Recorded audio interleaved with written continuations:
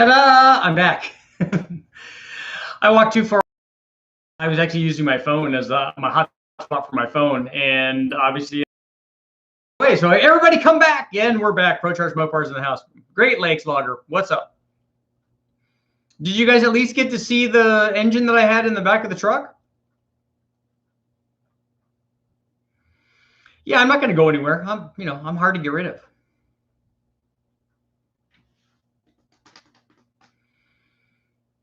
John's back. Joyce is back.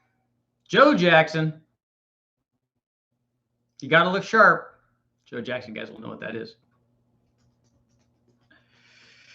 Did you guys not see the engine that I had in the back of the truck? Oh, as soon as I went out the door. Okay. I see.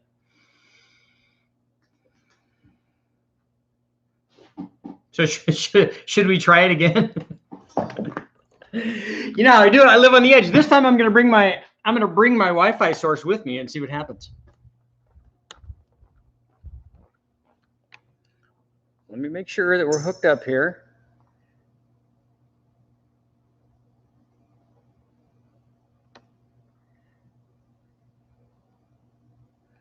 And that's why.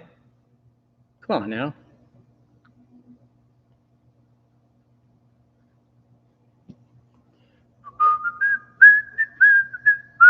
Enjoy the music. Enjoy the hold music.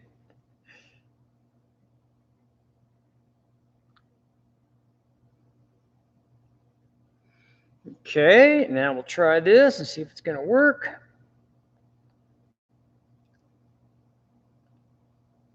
And we're walking, and we're walking.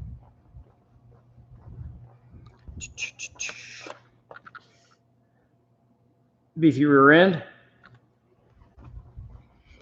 Okay, here we go, out into the chasm of doom. Okay, look.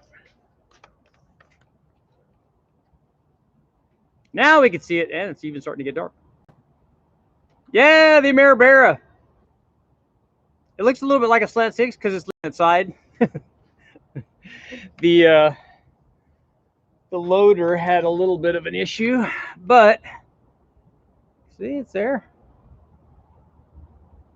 Okay, so here's my question. Last time I walked out, you guys didn't get to hear it. So we're gonna have a contest, and please, nobody complain like last time. Here's the question. The first person that gets it right, the first person that I see on my feed, so that there's no problems, is here's the question. Okay, you guys all saw the pictures of that motor, right? Or you guys all saw the motor? How can we definitively tell that that motor came from the wrecking yard? What's the giveaway?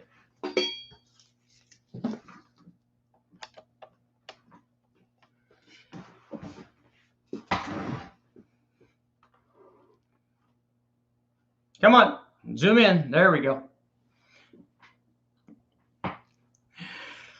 Okay, come on, camera. You can adjust. There you go. Let's come back in.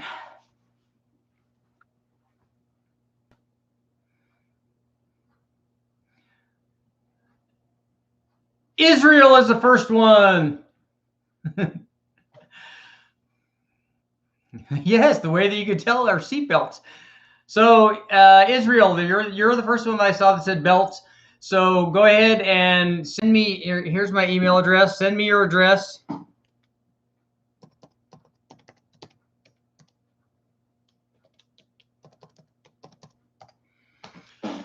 And I will send you, I'm going to show you what the winner gets.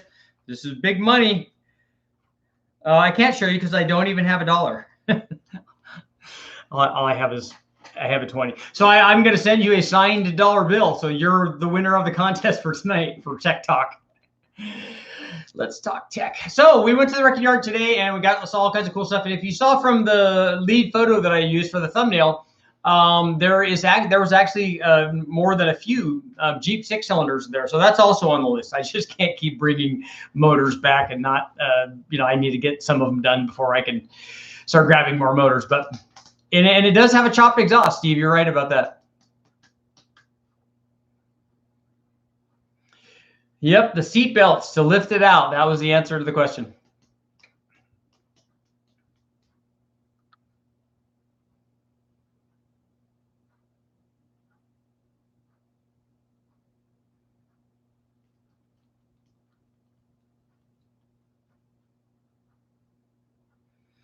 Adrian, was it missing the coils? I have to go take a look. I thought I got it complete.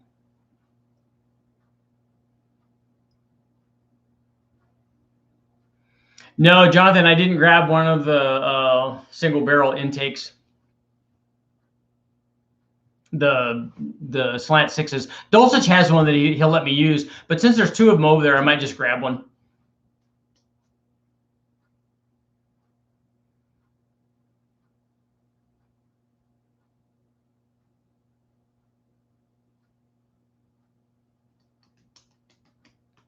yeah, it has been dropped, Jonathan. Definitely, it looks like more than once because when they came in to get it, when it was you know, on the tripod cherry picker thing that they have there, it was on its side. So I you know, I'm a little skeptical. You want to send a steering wheel so I can sight it? Who am I, Carol Shelby? The AMERI-BARRA, that's what I'm calling this inline 6-cylinder because everyone's you know, crazy about the Barra because it can make 1,000,000 horsepower, and this is a good American, you know, double overhead cam, 4-valve, you know, inline 6-cylinder, kind of like a Barra or a 2JZ or something. I don't think it has the potential that those do, but it certainly has some potential, and if you do the right things to it, port the heads and put cams in it and intake manifold and add boost to it, it should do fun things.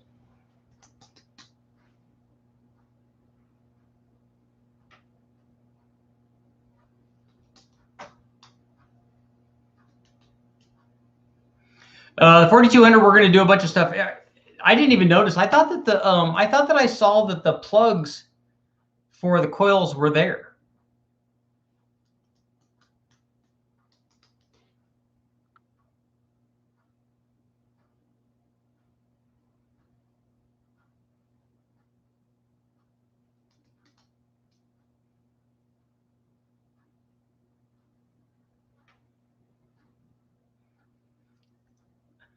I'll give someone a signed dollar bill if they come set ring gaps for me.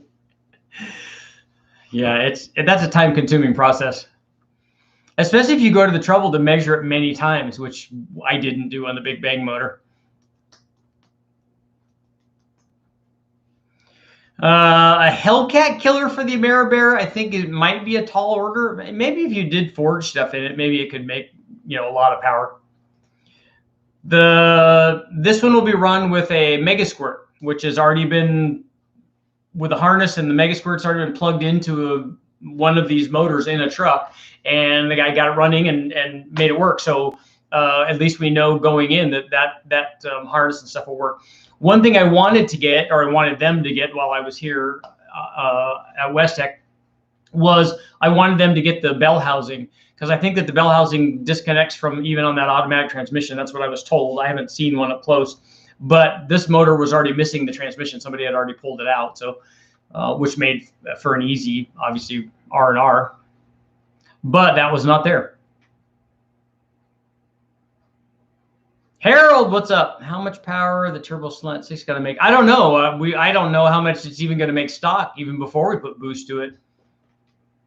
I am looking into forge stuff for that, but I don't have this doesn't have a forge crank. It's got a cast crank, so it's got the narrow rods.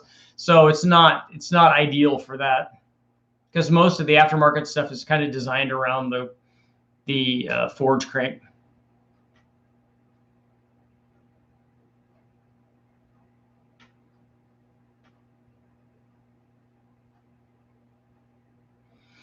Yeah, Barras don't make 1,000 horsepower on stock internals. At least I don't know if they do. I've never tried it. I don't know what the limit here is. I like the fact that they're already rated from the factory at 290. At least this one is, and so that's a really good start. You know, it's not a big motor, but it has a 4-valve head on it. So I'm sure when we port it that we can improve the flow rate, and then we can change the intake manifold. It's got what I would consider kind of a medium length runner intake manifold, so I'm sure that's already fairly good. I want to try some things with that, with the intake manifold, just because I like doing that. I like fiddling with that. But if we get the thing to RPM, then it would take a shorter runner and more head flow, and then cam timing. We could do some regrind cams. I think the guys at Schneider can do that.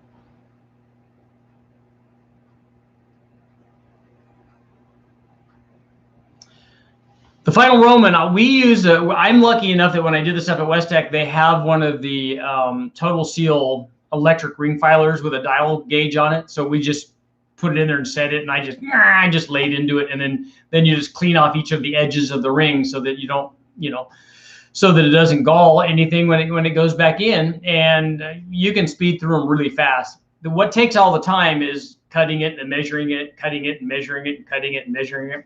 The nice thing about that, and the way that I do rings, even if it's a ring that I care about, which I don't really care about the stuff for the big bang motors, but you can take off like a big chunk. Like let's say that you have to trim 15 thousandths off of it. You can take 9 or 10 off on the first time, and it's really precise. And then you can measure it and go, okay, that's right there. And then you can start knocking off a little bit.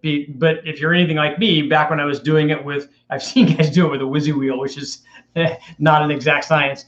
But doing it with a file or whatever, you do it for a little bit, and then you put it in there, and then you have to vary how you do it, how much pressure you put on it on the top ring and the second ring, because they're different material. So one of them wears a lot with each stroke, and the other one does not. So it's a whole time-consuming process doing rings. It takes a while, but I mean, if you look at it on the grand scale of things, if you put that together and you did the rings and it took an hour or 2 hours or whatever it took, and it's in the car for endless days or months or weeks or years, then it's not much time in the grand scale of things. Just emailed you about a nice turbo conquest. Oh, I like those. Those are cool. Will you ever do a boosted 300? Yes, I will do the Ford will get boost.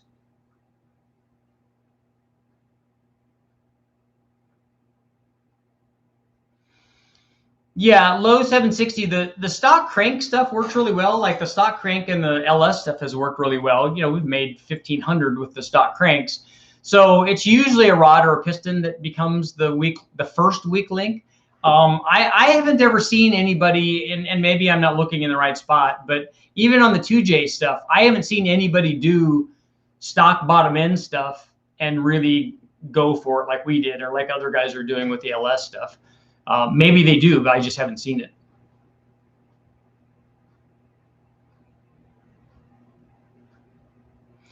Yeah, Jonathan, I have the Super 6. The pipe on mine is bigger than the ones on those one barrel ones too. And I know guys wanted me to test that. I don't know, is the exhaust manifold itself different, or is it just the opening on the bottom side? I haven't compared them enough to see, because we can change the diameter of the tube coming out. That's pretty easy. Bear wants to know my thoughts on 1982 3.8 turbo carbureted V6s. I was just talking to somebody about these, and I was asking them if they'd ever dealt with Jim Bell at Kenny Bell, because he did a lot of that stuff back in the day. I think that they're cool. I like the carbureted stuff. It's not what the fuel injected stuff is, but back then it was really cool. Mika wants to know, are gapless rings worth it? What I'm going to do is, because people have so many questions about gapless rings, and I use them on my Engine Masters deal, but I haven't used them on a boosted application, not because I think that they don't work. It's just that we spent time and money, or I spent time and money doing that and trying to find extra horsepower, and that's why I did those gapless rings in a quest to find that. I didn't do a direct back-to-back test, unfortunately, but I think that they probably work. But I'm going to set up an interview with the guys from Total Seal and just get their opinion on it. I mean, obviously they're selling rings, but they're pretty technical guys, and I like them. They're pretty straight shooters. They always have been with me. And like I said, they're good guys to hang out with. So I want to know at least what they're going to say about whether or not that should or shouldn't be done, and what exact application. So I think it would be a good interview to talk about rings.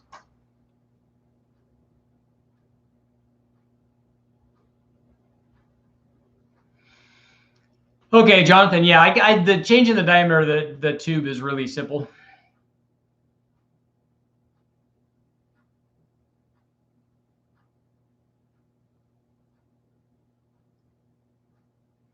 Have you ever tried 4 turbos on a 4-cylinder?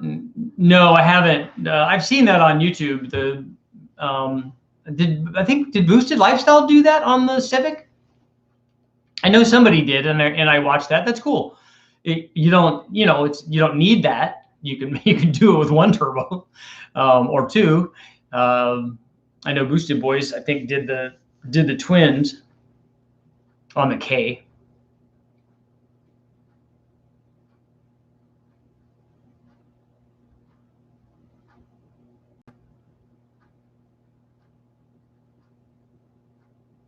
Classic inline sixes made an aluminum head for the small sixes, but I'm not sure about the 300. I don't think that they did on the 300. I think that was for the 200, like the one that I did the video on. So I have a rebuilt 462 valve in my 98. What mod should I do first? If it's a 98, unless it's a swapped motor, that is a non-PI motor. So you should think about PI heads on it. PI heads and cams, headers, all of that stuff works. Have you ever seen the small but Chevy Martin turbo systems? Yeah, I'm familiar with them. They were good for low boost and for the things that they were doing back then. I mean, if you're thinking about a small block Chevy back in the day when those came out, they were 180 horsepower or so. You know, they weren't making very much power. So those things actually worked fairly well as a draw through and a draw through from the carburetor into the turbo and then out of the turbo back into the bottom side of the little adapter plate. They were kind of cool. Linwood's in the house.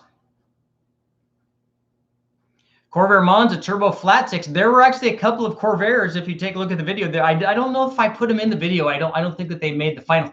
I think they were on the cutting room floor, but there were a couple of Corvairs, and I walked over. One of them didn't have the motor in it. The other one did, but neither one of them obviously were turbo Corvairs. Otherwise, people have been fighting over all of the pieces for those.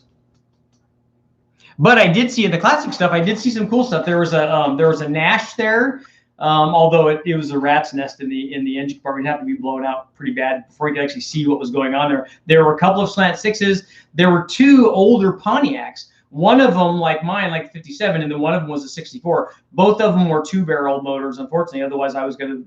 And one of them even had another intake manifold in the trunk, because I always go around and see if there's junk in the trunk. You got to check that out, right? What's the next big bang? I'm hoping it's the 3800. It's going to be the 3800 or the K24, depending on which one comes first.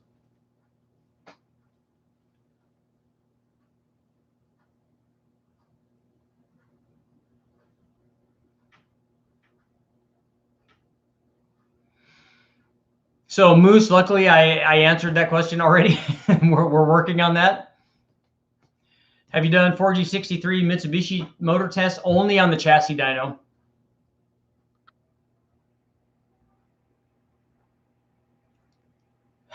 Dude, Matt's here. Matt Mullen, what's up?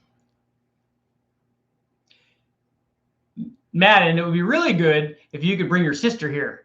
See, what's Michelle doing? Tell her we said, hey. Johnny Ringo finally made it. By Johnny Ringo, looks like someone just walked down your grave. Welcome. Let's see, video. Not too many good videos on small block Fords. I've done lots of small block Ford testing. All the head testing is up there. There's lots of cool stuff.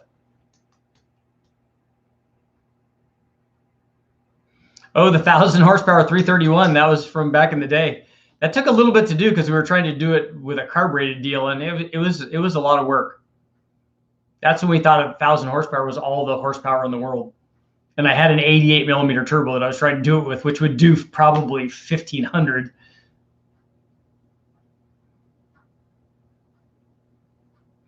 The Atlas doesn't have the standard GM, like it doesn't have a small block Chevy bell housing pattern.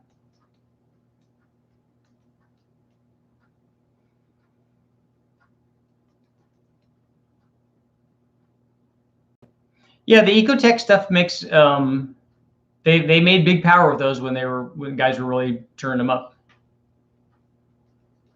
Always check your ring gaps. Top ring from Molly on my 1.8 turbo came in at 12 thousandths. Yeah. Yeah, Charles, you need to look at the RPM Act. Everybody needs to sign the petition and contact their guys so that we can stop them from, stopping us from even having race cars, which is kind of foolish. Yes, Timothy, the Turbo Grand Prix, the ASC McLaren one, and the twin dual cam one, which was also cool.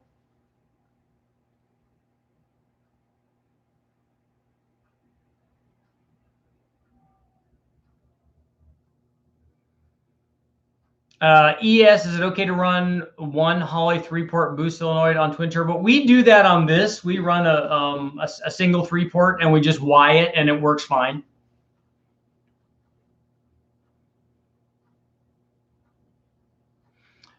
The final Roman, it's actually more than that. They're what they want to do is not allow you to take any car that has a VIN number that originally had a VIN number and make it into a race car.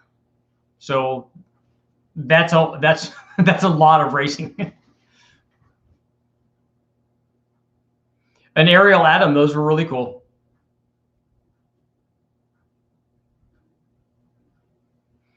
Can you explain the Barra engine? You need to look that up, but just search for Barra, the Australian Barra engine, or Turbo Barra, or anything with Barra in it. You'll get a million things will come up. It would be the kind of the equivalent of a Toyota 2JZ.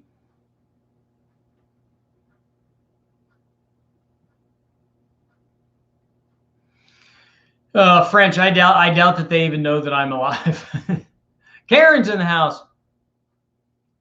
Yeah, Kevin, we want to see the big bang for the 3800 will not come from a compound. I'm going to do a compound just so that we can show you what it does and how cool it is. But the big bang won't come from that because it's not needed. The supercharger will just be in the way. It needs to get out of the way and let the turbo do what it's supposed to do. I don't have a link for the RPM Act. If you search it, if you do a search for it, it will come up. Freiberger has one. All of Motor Trend has one. Almost everybody does.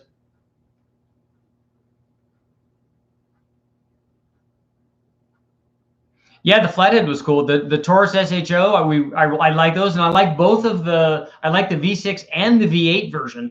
I drove a V8 version as a sedan as an instructor car out at that was at Laguna Seca. So we were going down a corkscrew with 4 people in the car. One guy got in, and I said, before he got in, I said, because he was older, and I said, "Are you okay?" I said, "Are you okay sitting in the back?" I said, "It's going to move around a lot in the back. We're going to purposely do that so I can show you what oversteer is," which is, by the way, no easy thing to do in a front-wheel drive car. But I said, "So I want to show you what that is." I said, "So it's going to move around a little bit." I said, "Are you okay with that?" And he said, "Yeah, should be fine." And so we went around the corkscrew and, it was sideways, and I would purposely weave it back and forth to get the back end thrown out and stuff with other cars around me and stuff. And when we got back to the end, he goes, "Okay, that's it. I'm done. I'm not going for a ride anymore." I said, we probably wouldn't have crashed. Jason Wilson, I've not dynoed any FEs. I've been here when they've been run, but I haven't built any.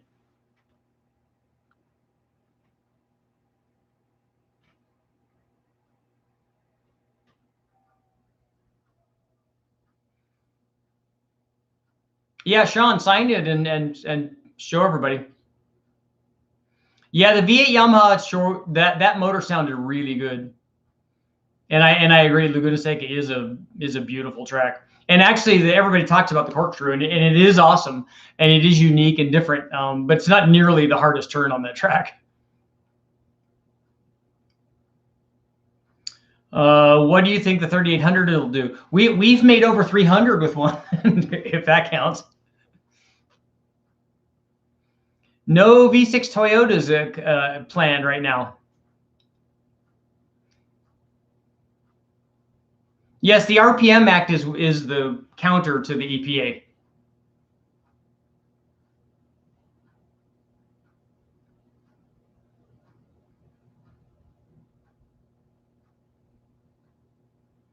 Yeah, Mike, we've done compound stuff with a blower and a turbo before, and that's what happens is the blower is nice because what it can do initially is, if you have big turbos, basically what you've done is increase the power output of your NA motor by putting a blower on it. So now it will spool the turbos up, but eventually it just gets in the way. It slows down what the turbos can actually do. Two turbos by themselves will make more than the blower and the turbos will. And also the other thing that happens is we just don't show the same amount of power because we're using some of that power to drive the blower and have it process all that air. Because even though it has, the cool thing about it is when you pressurize the blower, you artificially increase the efficiency of the blower. It's like, hey, yeah, let's party. I'm getting a bunch of positive pressure in here. Look, it's easy for me to process all this air. Things are working great. But it still has to process that air. So there's still parasitic loss. Randy, did you read about Smokey's hot vapor engine?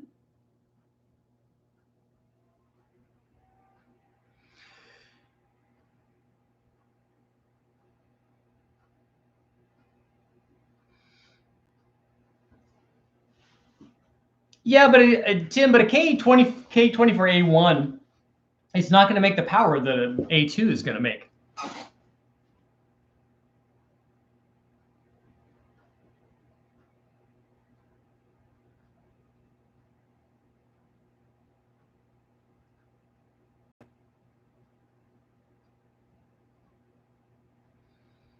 Richard, would you entertain the idea of turning your Nova into a burnout car? So what is in, I thought that every car was a burnout car. Maybe I don't understand what that is.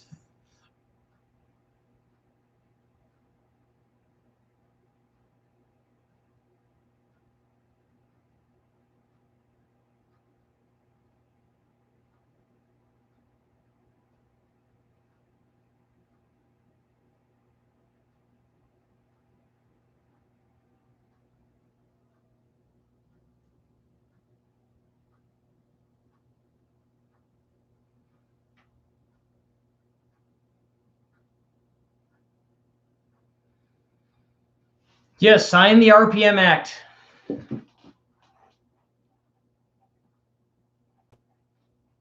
Yeah, 2400 EGT. It's pretty toasty. I saw a couple motors in the wrecking yard that had 2400 degree EGTs.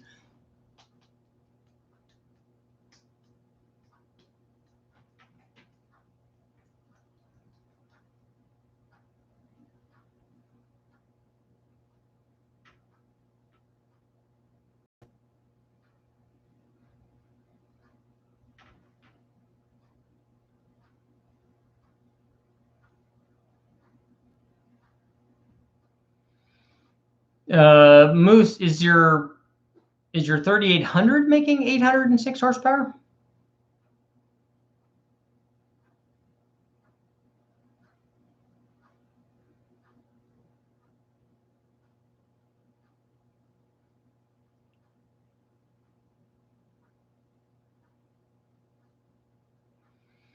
Julius, was that 4-liter Barra, was it turbocharged or was it an NA motor to begin with?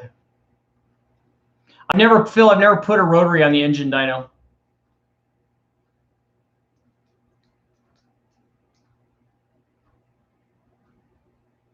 For a Siamese intake port, one injector in the middle of the intake runner or one per cylinder aimed at more or less toward the cylinder. Mike, I think what actually has to happen is I think you have to divide that cylinder to make it work. I've had guys talk to me about that because we were talking about doing the port injection on the 292, and their consensus was that even if you put 2 injectors in there and aimed more or less at the port, that it's still not going to work. It's still going to cross flow and cause problems at some RPMs. So what I was going to do is make the manifold so that the manifold has a tongue on it and basically goes in and divides the port. And so there would, it's not going to be a perfect seal, but it's going to mostly seal. And I think that would be enough to get the fuel injection to work.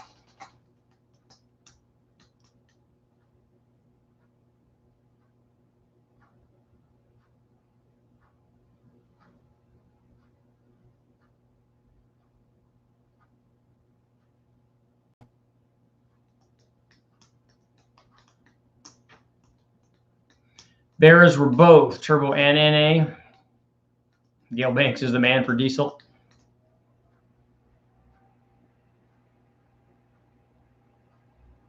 There was a turbo option from day one, also an NA petrol and an NA LPG. The LPG had the same forge rods from the turbo motor. Oh, cool. Okay, cool. See, I've never even really looked them up. People have asked me about running them a lot, and I know almost nothing about them. So I obviously need to spend an extra few hours and go down that rabbit hole and find out about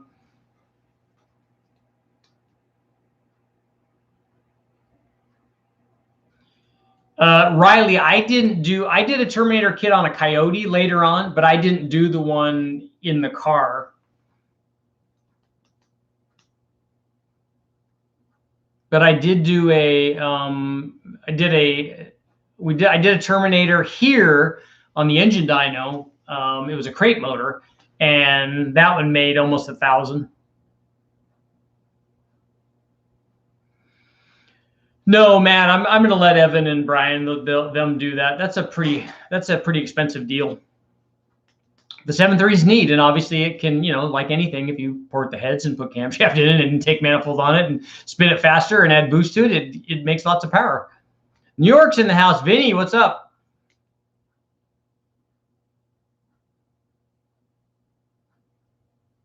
GT3537. Were they single turbos or were they twins, Joyce?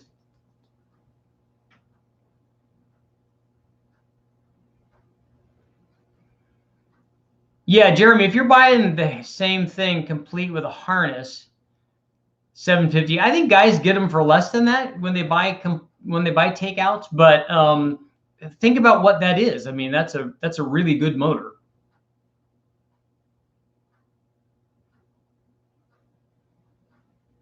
Oh, 806 is the Mustang. Okay, yeah. I know from we got the card, or we got one of these motors back when I was doing Rammer Technology. We got one of the 3800s to do a little over 300 at the tire. It made 310 or so with an open pipe. We didn't even have headers on it. We had the stock exhaust manifolds, but I think that they were ported a little bit. But then we just had the open down pipe, and then we had the boost turned up. It didn't have. I think it did have mildly ported heads. It had a stock camshaft in it though. It had a ported blower. It had our air intake and stuff on it. And I think we kept taking it to the drag strip. And I think that we were trying to get it to go 13.0 or something. I can't even remember the number. But we were trying to get that thing to, then the other problem was trying to get it to hook and stuff. So it was a lot of work on a front wheel drive car. Haas Garage, what's up? Thank you very much. I'm building a K24 turbo. Nice. Rear-wheel drive Camaro. Nice. I like the combination already. And I got to say, your K24 turbo shootout helped me big time. Nice. Let me know when you get that. What transmission are you running behind that K24? And are you doing some sort of adapter or something? Let me know what that is. The Vermonster's in the house. Mopars. Mustang, what's up? Thank you very much. So somebody out there find me a really, really cheap, really, really nice Omni GLH. I think I have a line on one, but still it would be kind of cool to have one.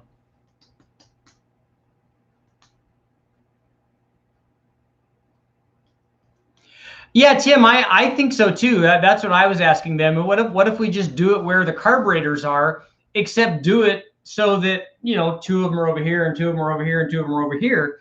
That's got to be better than the carburetor. That's what I was thinking. It's not going to be great, but we'll also have charge cooling, so which is good.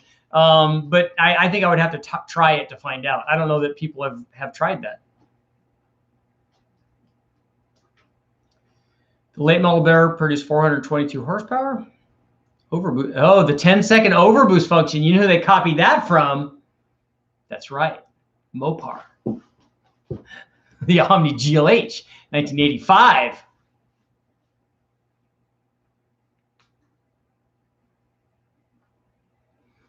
Dan, I don't know that it's that simple. I remember seeing a test where people were talking about that, and I think that what's his name, David Vizard has said that too, that he's trying to talk to you about the superiority of 2 valves or whatever. But think about this: when somebody's telling you something, here's the first question you should ask yourself. If they're telling you that the thing that they work on is better, immediately that should be suspect. So if somebody's trying to sell you a camshaft and they're talking you into that camshaft by telling you how much better that camshaft is than other cams, you know, they're trying to sell you something. And I don't know, I'd like to see the test, and we'd have to talk about how you exactly would test that, and what head is it, what two heads is it that you're comparing, and what's the application. So there's a lot of things that go into that, and I don't think that as a universal statement is probably accurate. Aaron, where did you find that 2.2 ultra low miles? Yes, I know the GLHS and the GLHSs you can actually find. It's just that guys want real money for them anymore.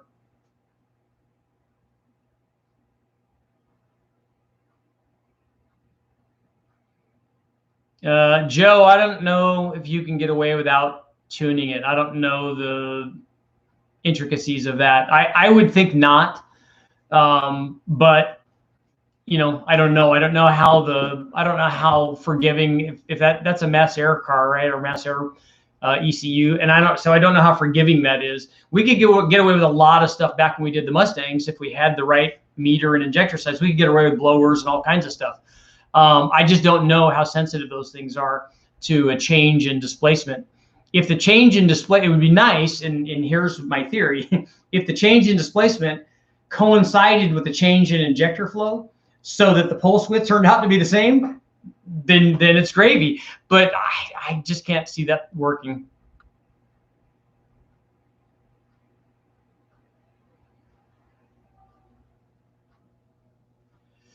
I'm not low 760. I'm not familiar with the staggered valve size. I've seen people do similar things to that, like my Honda Civic VX didn't have change in altered valve sizes. It had altered valve opening, which they were doing to produce swirl, because this was an ultra lean burn motor. So what they're trying to do is create mixture motion. So in a 4-valve head, when the intake opened on the cam lobe, one of them would open before the other one. So it would start opening and then the other one would open. So they're trying to introduce mixture motion in there and try to homogenize the mixture, which is hard to do at 19-to-1 air fuel. And it's also sometimes hard to do on diesel stuff too. Big bang on the Chevy LNF Turbo 4. That's an Ecotech motor, right? I did see one of those over there, but I think it was burned up.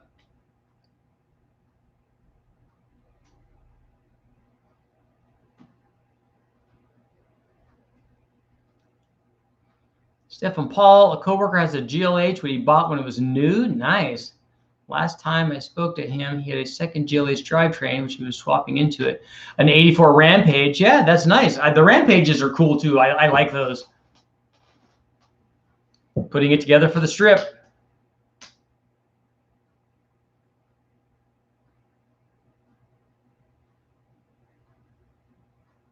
Yeah, Andrew, I have watched the Studebaker. I spoke with him on the phone. He's a really nice guy. Yes, everyone hit the thumbs up button.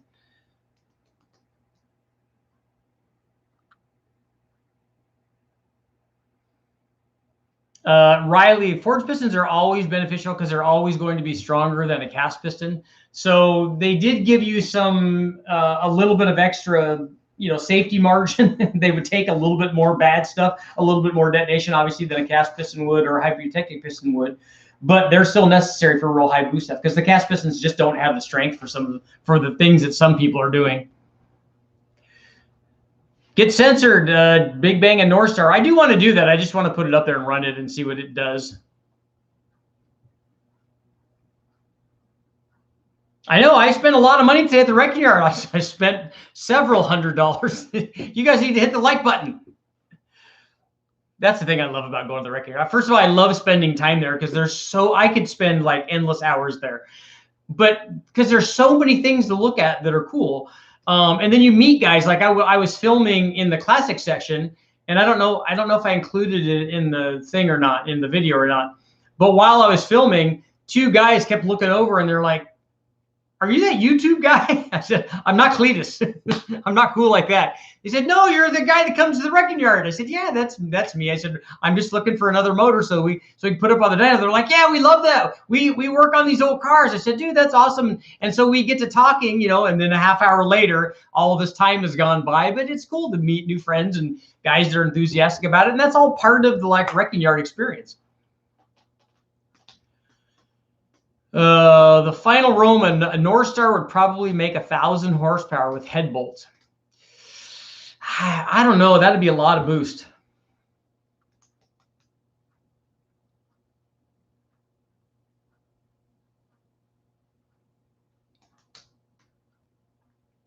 Okay, Host Garage, thank you again. Running a BMW ZF 5-speed, nice.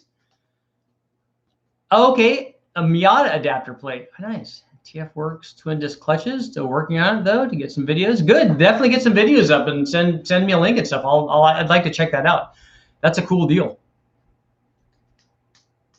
Is there not something for you know, like the Camaro T5 or something? I mean, not that you'd want to choose a T5 necessarily.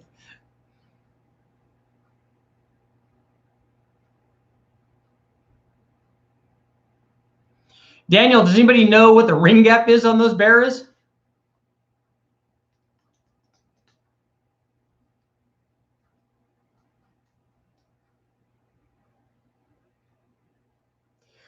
Yeah, Aaron, I've heard people talk about the North Star motors. I don't have a lot of experience with them. We've ran a few here that were in sand rails back in the day, and they were turbo versions. I don't know what they did to them, though. We were just looking at them, you know, because they were in these sand rails. They're easily accessible, but they usually had 2 small turbos on them and stuff, or one single. Also, there were a couple of them are like that. But I'd like to find out, like, if I just got one and we put injectors in it and then put E85 and a turbo and intercooler and just kind of see what happens. Because does anybody know? I don't even know on the North Star side. Do people make cams for them other than regrinds? How do those heads flow? Do they really have problems with head gaskets and pulling the head studs out? I don't know any of that.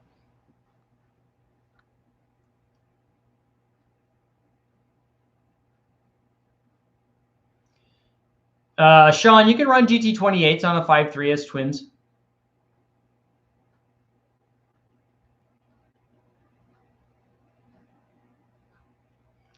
See, that's a score. I did sell the Trans, the T5 Trans from the Camaro, and it paid for both the K24 and the BMW Trans. Hey, that's a sweet deal then. What ring gap would you put on a 4.8? 28 to 30 thousandths for a 4.8 or a 5.3 or a 6.0.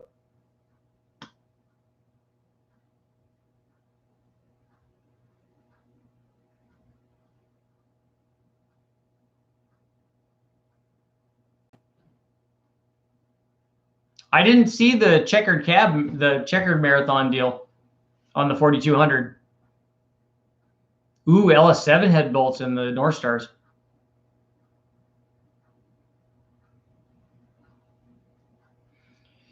Ford 300 engine power did a build and the crank can't go over 4,500 RPM. I know that that's not true because I've revved one of those higher than that.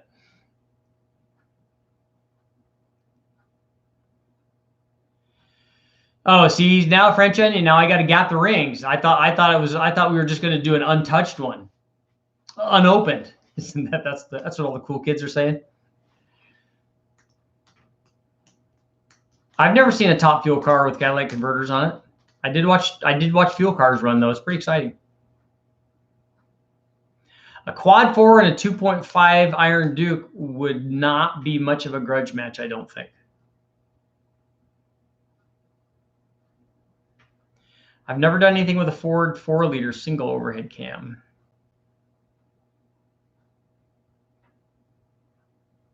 Oh, cool. Bear Rosa, you have 2.3 turbo motors. Those are good. People want me to do something with those. They have an adapters that bolt them to the VW transaxles.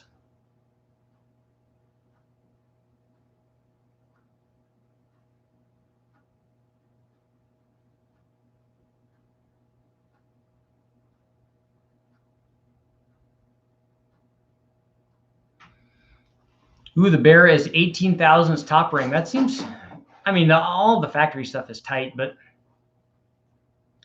how high do you take the revs on a 5.3? That depends on where your other things are that are designed to make power.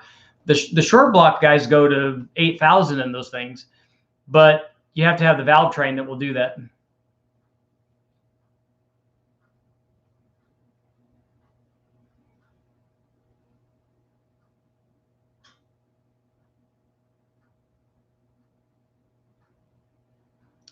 George, the 1040 will work. Do you have factory bearing clearances, or have you opened them up? Darren Withers, what's up? You gotta come back with a question or a statement, or tell me that to get out of here or something. You know, some sort of snide remark. Best thing for a G. Oh, shots fired. Best thing for a Jeep 4-liter is an LS swap. Man, that's harsh. Yeah, the 4.2 liter is an aluminum block.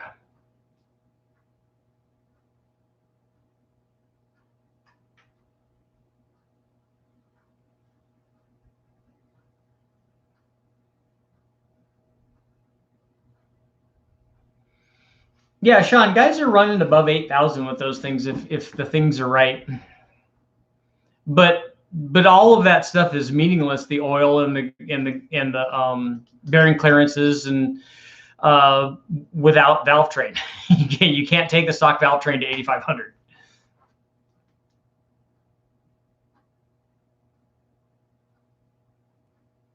Yeah, the T-Birds were heavy, but the T-Birds got the good intercoolers on those 2.3s, so they made the extra power. Plus, the T-Bird had a better air system. It had better airflow through the core. Neither one of them were good, but it had better airflow actually than the SVO Mustang did.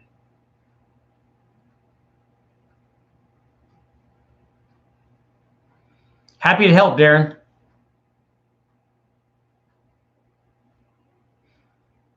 Yeah, Matt, I agree. What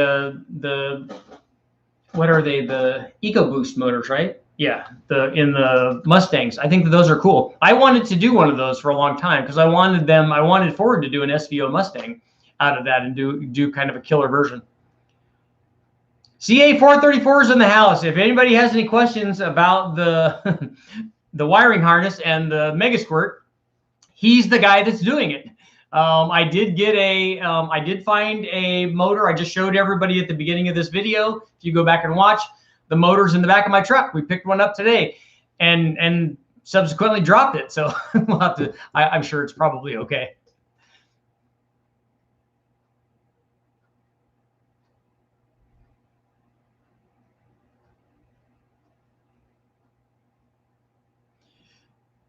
George, we normally run synthetic after the motor is broken in, after it's not brand new anymore, and most of mine are from the wrecking yard, so they get synthetic oil. Some of them get just something that says oil on it, and we really don't care.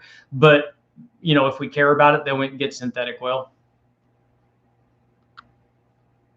Aaron, thanks. You emailed the 2.2 turbo information. Very cool. Well, I want a car. I want a GLH because I wanted one for a really long time. Ever since I went into the dealership to buy the Charger and it didn't start, and then I walked out and ended up buying something else. Because you know, you gotta buy something right now when you're gonna buy something. You don't want to wait like another day.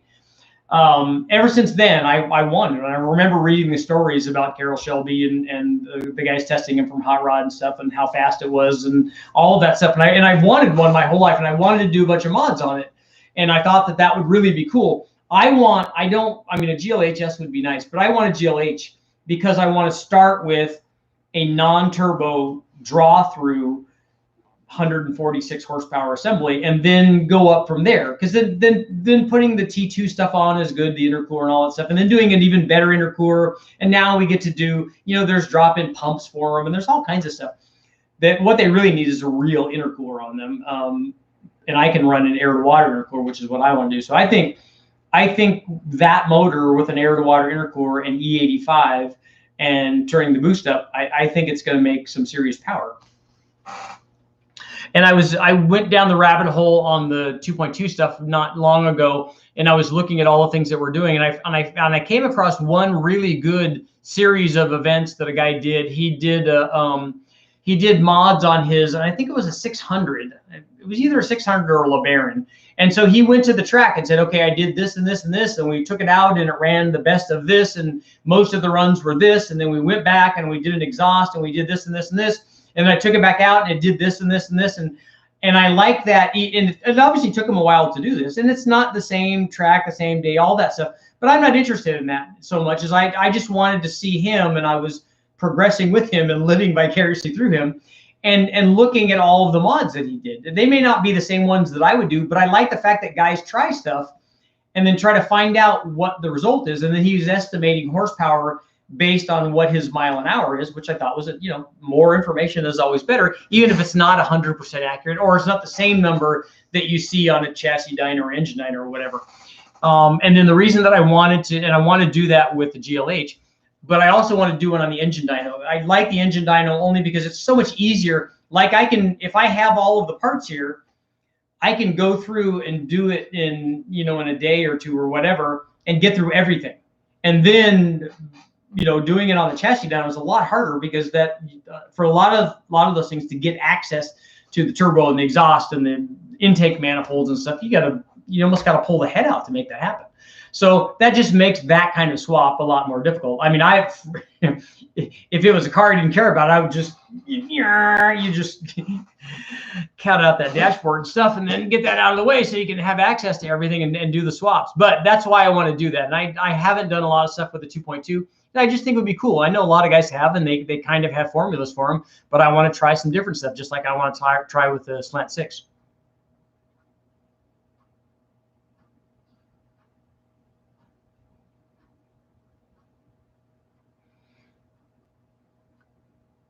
Jay gets censored. So grab random undesirable. So you're including a B series as an undesirable. No, that's terrible. A Nissan VQ, a Triton. All of those are very desirable. George, what's up? The engine dyno is good except for only having 5 bell housing patterns. It technically only has 1. And we can bolt whatever bell housing to it that we want. Leaf blower turbos. We did that way back.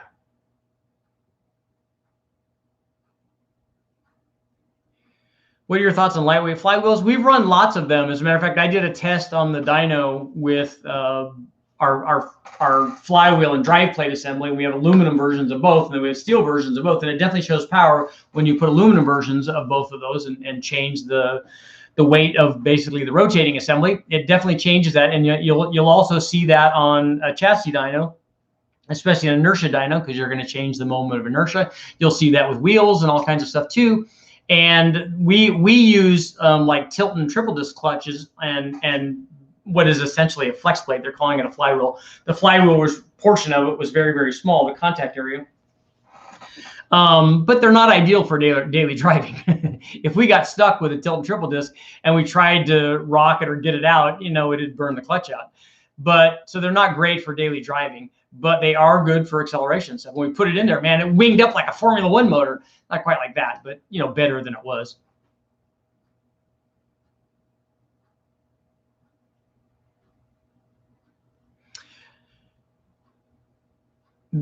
Sean, I did see some other cool Hondas today. There was a CRV there, which is, you know, a good LSV-Tech swap candidate. And I saw all kinds of D series stuff, and I saw a number of V6 J series motors. A lot of them were that single, you know, that merged exhaust deal. I don't like those.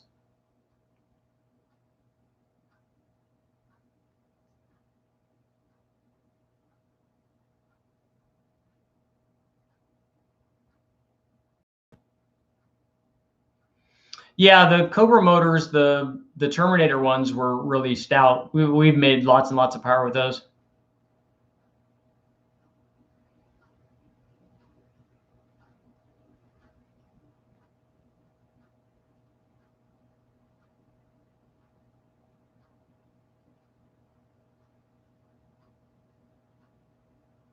Ooh, a K24 and a Toyota Starlet. That's a good combination.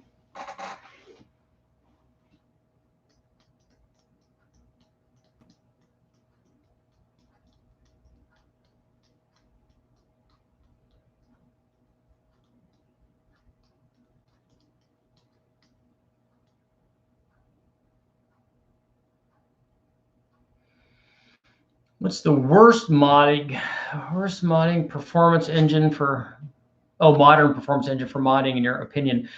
I don't like ones that are overly technical, but the thing is we have to learn that every year. Every time something new comes out, I remember when we did the modular stuff, everyone's like, I'm not taking those apart. They got like cams and big chains and all that stuff. I'm like, it has a mark on this one, it has a mark on this one, and all you do is line them up. The chains have marks on them. It's no different than you putting a timing gear on a small block Chevy or a big block Chevy. And so we learn new things. The things that I don't like about some of the modern stuff is it makes it real hard for us to run them. So we have to, and not just hard in that we have to learn something new, it's way more expensive. So for instance, I want to do the L83 and I want to do boost on it, but because it's direct injection, the injection and the different cams and the pumps and everything that we need to make that work is just really expensive, especially when we're used to just doing bigger injectors and away we go.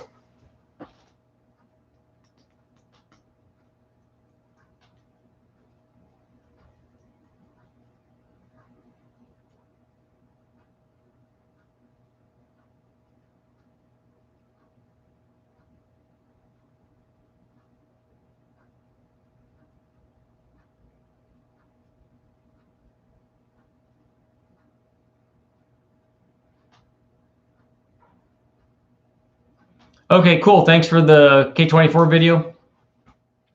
I like that. I would like to have the K24 in the Nova, a turbo K24 in the Nova. The other thing I'd like to have is the 3800 V6. I would like to be in there at some time, and I would like it to be compound. I want it to be turbo and supercharged, although obviously people are not happy about that. Certainly the EPA or nobody else is happy about that. The other one would be the this Atlas motor, I think would be good. A twin cam inline 6-cylinder. The car originally came with a six-cylinder, so it's just a modern version of what was already in it. And despite the fact that if we put that in there, and I don't even mind running a cat on it and having it be, a super clean exhaust, but if that motor went in there, it'd be like 10 times as clean as the 6-cylinder that was originally in that car. And we should be able to do stuff like that because it's better for the environment than the original one was. But I don't think it's about that.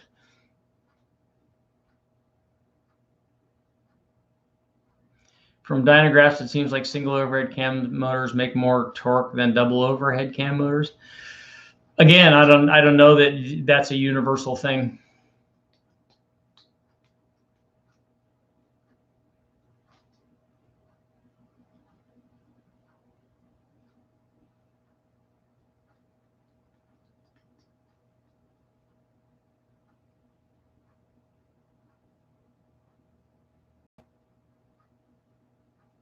Yeah, the K24 is pretty tall. This 6-cylinder is like that too. It's very long and it also seems very tall.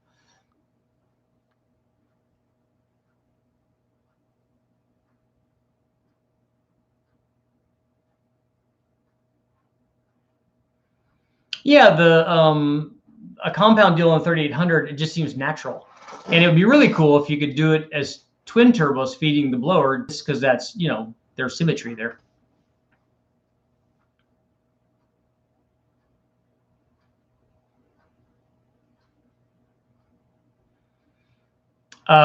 Yeah, Monday Brian Tooley and I are gonna do a video on that. We're gonna talk about quench and softening chambers and all kinds of cool stuff. How will you select bigger injectors for the 4200? An injector bung standardized between platforms. The whole opening is going to be standardized, and there are different O-rings to make that work.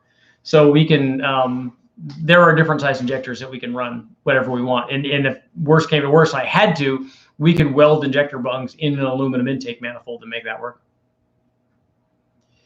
I don't have any plans for testing a Toyota, although somebody contacted me about bell housings and things for that, and I would be interested in. I saw a few of those today.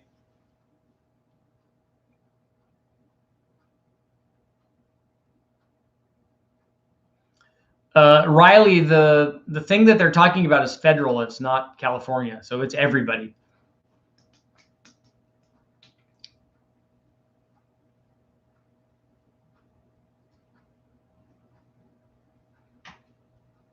final Roman, how about boosting a 20 horsepower, 2.8 liter 4-cylinder out of a 1910 Ford Model T? I've never seen that. Actually, the guy that Bob that I got the Pontiac and the Slant from has he has Model A engines, I think.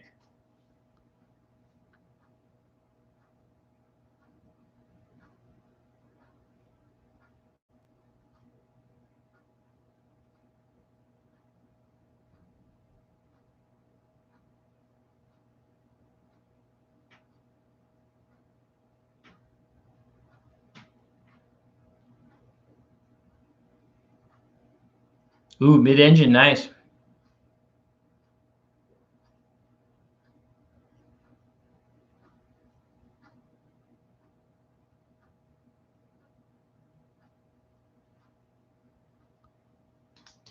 Yeah, we're gonna, Jarrett, we're gonna do the 4200. We're gonna run a turbo on it.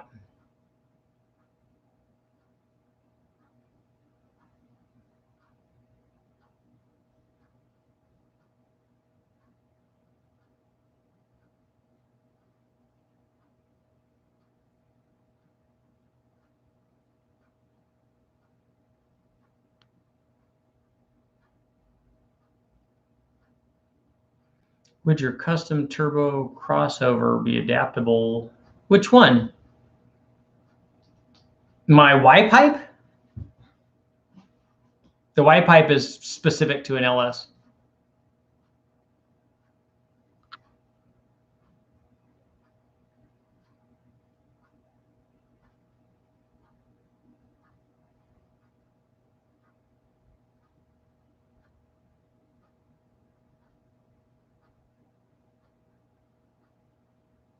Model A, swap the world.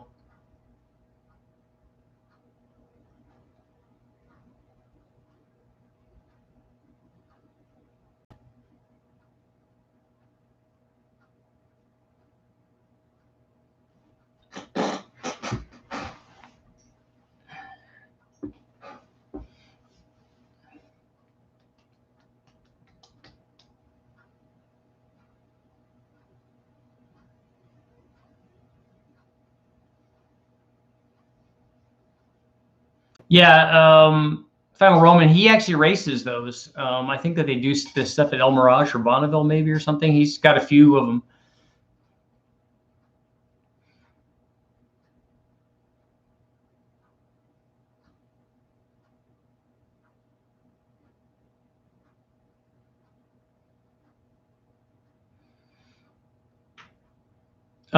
Modern Beast. I don't know if maybe on the block you can tell what year it came out of, but in a 5.7 it came out of a Camaro or a Corvette. If it's an LS1.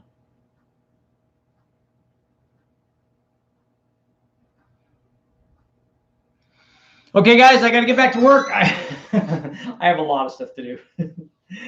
I have to go make that thing come alive and put a blower on it and do all kinds of fancy stuff. I can't just go be walking around, you know, walking around the swap meet or the junkyard, just looking at motors and go ooh and ah, and bringing like strays home. Now I got to unload that thing too. Put it up on a stand. Hey, thanks for showing up, guys. I will see you tomorrow.